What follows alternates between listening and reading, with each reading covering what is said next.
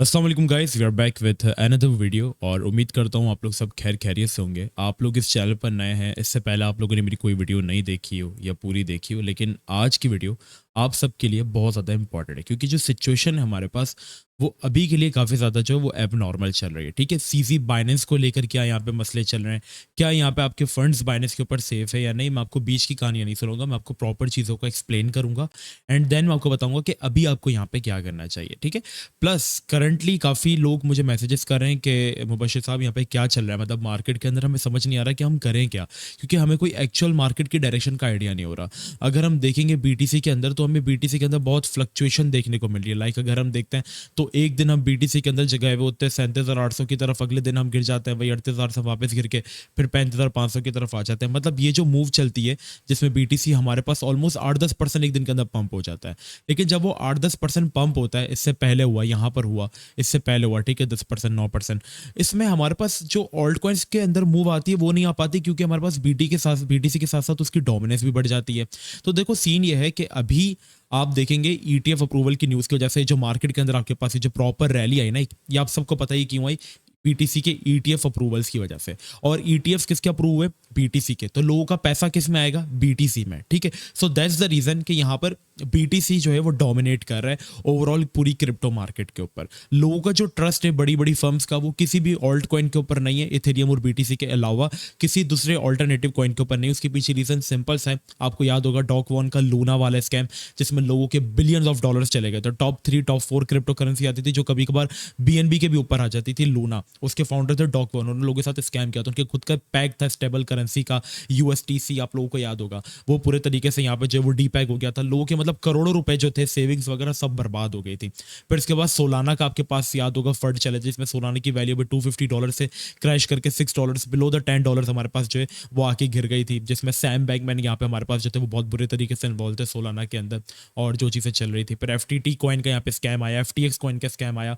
तो ये जो काफ़ी जो मसले चले ना, इसके बाद से क्या हुआ, जितने भी लोग इन्वेस्टर्स हैं उन्होंने ऑल्ट कॉइन्स के अंदर इन्वेस्ट करना रिस्की समझा। अब आप खुद देखें, आप एक प्रॉपर्टी के अंदर इन्वेस्ट कर रहे हैं, वो प्रॉपर्टी जो कि एक लग्जरी है और उसके अंदर स्कैम के चांसेस बहुत कम है और आपको बहुत अच्छा वो रिटर्न दे रही है, तो आप उसके अंदर इन्वेस्ट करेंगे ना, जाहिर सी बात है। आप उस चीज़ में तो कभी इन्वेस्ट नहीं करेंगे। आप देख रहे हो कि यार ये प्रॉपर्टी सस्ती है लेकिन आसपास का मालिक जो इसका मालिक मकान जिससे आप खरीद रहे हो वो एक नंबर का फ्रॉडिया बंदा है, वो ऑलरेडी 3-4 स्कैम कर चुका है, तो आप उस चीज़ में डालो कि नहीं। ऑल्ट कॉइन्स की कहानी बिल्कुल अभी इस तरीके की है क्योंकि जो बड़े बड़े न्यू ट्रेडर्स रिटेलर्स जो भी एंटर हो रहे हैं उनका पिछले ऑल्ट कॉइन्स के ऊपर ट्रस्ट नहीं है और सिर्फ वो सिर्फ बीटीसी इथेरियम के ऊपर वो ट्रस्ट करें। दैट्स द रीजन जब बीटीसी पंप होता है ना तो यहाँ पे डोमिनेंस तेजी से ऊपर जाती है, जिसकी वजह से ऑल्ट्स, वरना बीटीसी पहले ये होता था कि अगर हम बीटीसी के अंदर 3 से 4% की भी मूव देखते थे ना तो ऑल्ट 10-10 20-20% हो जाते थे। अभी ये होता है कि बीटीसी 10-10% पंप होता है, या तो ऑल्ट्स अपनी जगह पर पड़े रहेंगे या तो उसके अंदर मूव आएगी तो 4-5% की आएगी जिसमें हमारी सिर्फ एक स्कैल्प निकल जाती है। वरना यहाँ पे क्या होता है, वरना बीटीसी थोड़ा सा भी गिरता है ना, अब डोमिनेंस हाई रहती है, बीटीसी गिरता है डोमिनेंस भी गिरती है, तो यहाँ पे क्या होता है फिर बीटीसी की 1% की मूव की वजह से सारे ऑल्ट 10-10 20-20% गिर जाते हैं। अब ये कल हमने लाइव देखा, बीटीसी वही फिर 37,700 से क्रैश होकर हमारे पास 6% गिरा, जस्ट 6% हमारे पास क्रैश हुआ। अगर हम फिर ऑल्ट्स की सिचुएशन को देखेंगे यहाँ पे कल रात को जो हमारे पास हुआ, जैसे एक एक ऑल्ट, ठीक है, ये एक नॉर्मल ऑल्ट है, ठीक है ना, ये इसकी वैल्यू हमारे पास 16, मैंने रैंडम कॉइन आपके सामने खोला, ठीक है, बीटीसी 6%, ये 16%। रैंडमली ऑल्ट्स हम ओपन कर करके देखेंगे कि यहाँ पे क्या हुआ। जैसे ये कॉइन है ओके, बीटीसी तो थोड़ा सा ही गिरा, सपोर्ट तोड़ दी ऑल्ट्स ने, ऑल्ट सपोर्ट तोड़ के और वाइल्ड हो जाते हैं, 12-13% गिर गया। इस कॉइन की एग्जांपल आपके सामने है, ठीक है, ये रैंडम कॉइन्स मैं आपके सामने खोलकर दिखा रहा हूँ कि मतलब बीटीसी किस तरीके से रिएक्ट कर रहा है और एक नॉर्मल ऑल्ट कॉइन किस तरीके से यहाँ पे रिएक्ट कर रहा है, ठीक है, क्योंकि बहुत ज्यादा गैप यहाँ पे क्रिएट हो गया।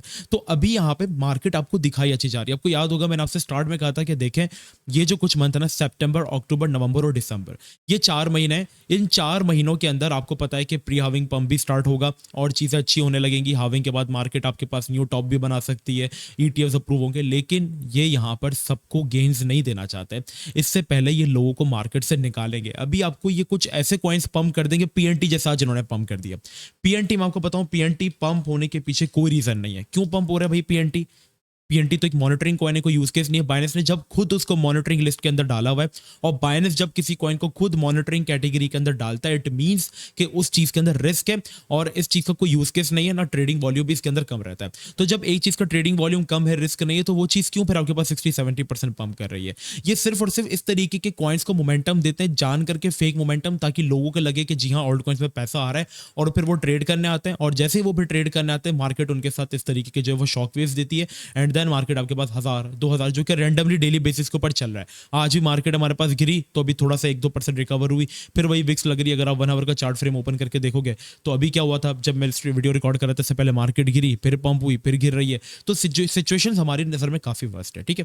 तो अभी बीटीसी का सिचुएशन टेक्निकली अगर मैं आपको बताऊं तो बड़ा सिंपल है, और वो ये कि हम लोगों ने करंटली इस ट्रेंड लाइन को ब्रेक किया, ठीक है। जो आपके पास एक चैनल चलता हुआ रहा है, इसके अबव अगर हम बिलो वापस अंदर क्लोज कर देते तो हमारे पास फिर से वैलिडेट हो जाएगा। लेकिन अगर हम यहाँ से बिलो क्लोज करते हैं 36,200 या 36,300 तो ये इनवैलिडेट हो जाएगा, और हमारे पास फिर करंटली सिनेरियो की जो सपोर्ट हमारे पास निकल कर आएगी ना, वो करंटली सपोर्ट हमारे पास होगी $35,000 से लेकर $34,500। और ये चीज कल मैंने टेलीग्राम के ऊपर भी अपडेट की, जब भी आपके पास ट्रेंड लाइन ब्रेक होने के कागार पे थी ना 36,400, तब मैंने कहा था कि 35.2 के इज पॉसिबल सिनेरियो, 34.5 के, और कल ये चीज मैंने बताई थी। और आज मार्केट ऑलमोस्ट 35.6 की विक देकर आई है। तो करंट सपोर्ट आपके पास एक लोकल बॉटम अगर हम बात करें तो वो 34,500 बना हुआ है, वो होल्ड होना चाहिए। अगर वो होल्ड नहीं होता तो फिर ऑल्ट्स हमारे पास मजीद भी आपके पास घिर सकते हैं।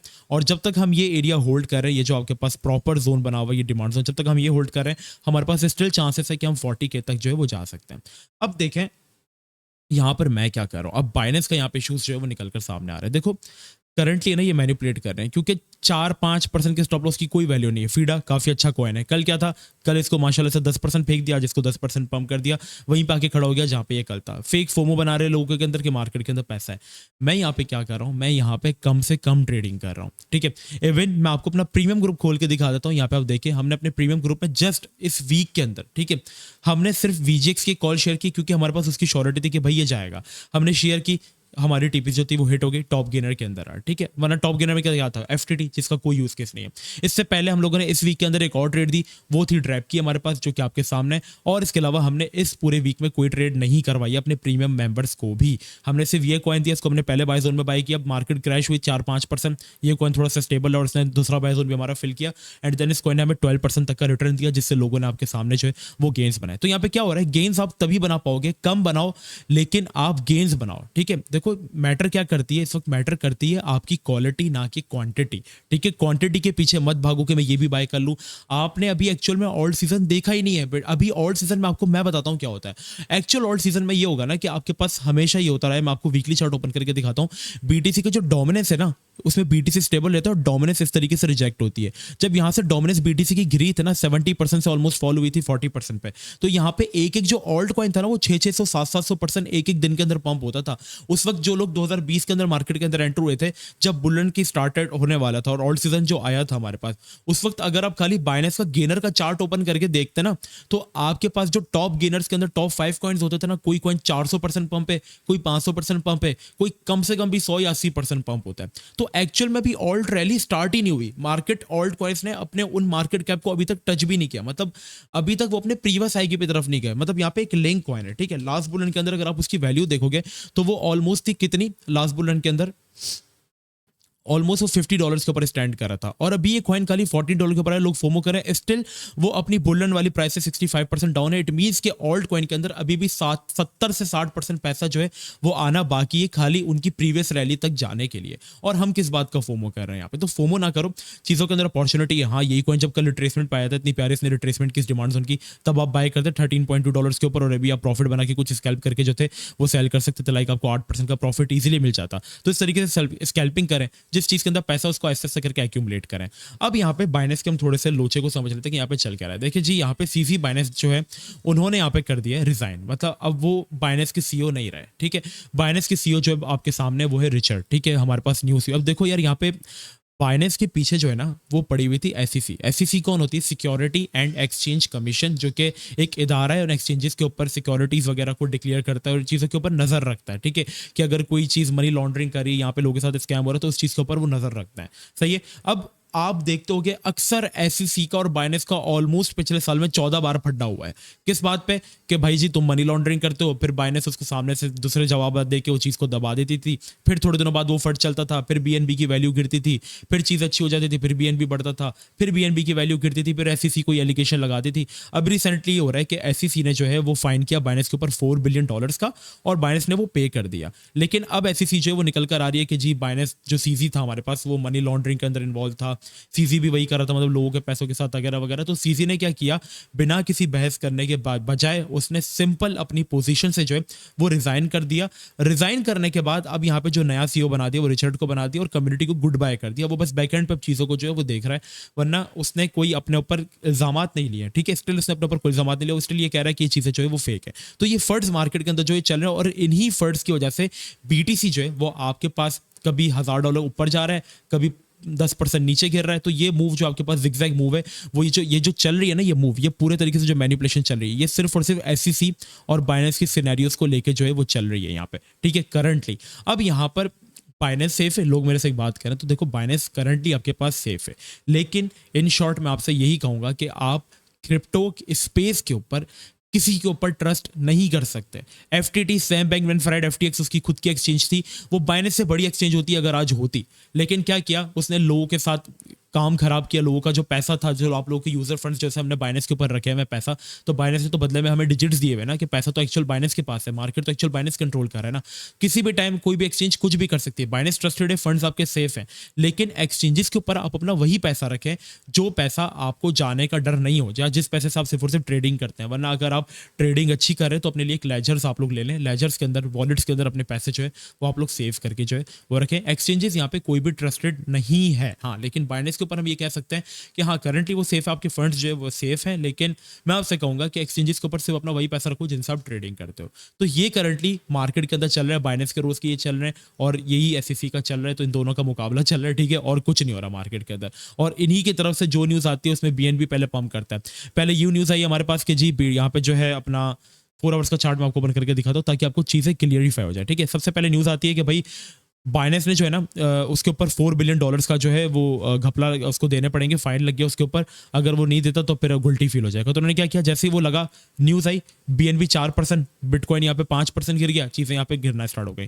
फिर अगले ही सेकंड में न्यूज़ आती है कि हाँ वो पैसे जो वो दे रहे हैं बाइनेंस वाले यहाँ पे, और वो देने के बाद यहाँ पे जो वो सारी चीज़ें जो वो सॉर्ट आउट हो जाएगी। तो यहाँ पे बीटीसी पंप हो गया। अगले दिन न्यूज़ आती है कि जी सीसी बाइनेंस यहाँ पे रिजाइन कर रहे हैं। लो जी, बीटीसी $265 से क्रैश हो गया ऑलमोस्ट, बीएनबी 15%, बीटीसी वही 38,000 से गिर के 35,500 की तरफ चला गया और ये सारी चीज़ें गिर गई। फिर अभी चीज़ें निकल कर आ रही है कि उन्होंने सीसी बाइनेंस ने अब रिचर्ड को बना दिया और वो चीज़ों को सॉर्ट आउट करेंगे, फिर मार्केट थोड़ी सी नॉर्मल हो गई। तो ये चीज़ें जो है आपके पास लूप साइकिल चल रहा है। यहाँ पे सिर्फ और सिर्फ क्या हो रहा है, जो लोग यहाँ पे फोमो करते हैं, जो जल्दबाजी में आके ट्रेडिंग करते हैं, उनको सिर्फ और सिर्फ ये लोग अभी निकाल रहे हैं, जो कि लोग पहले भी कर रहे थे।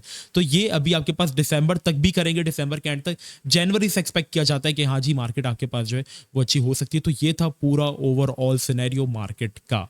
अब मैं आपसे एक चीज़ कहना चाहता हूँ, मार्केट के अंदर करंटली चार्ट्स इतनी वैल्यू नहीं रखते, टेक्निकल्स इतने वैल्यू नहीं रखते जितने फंडामेंटल्स यहाँ पे वैल्यू रखते हैं।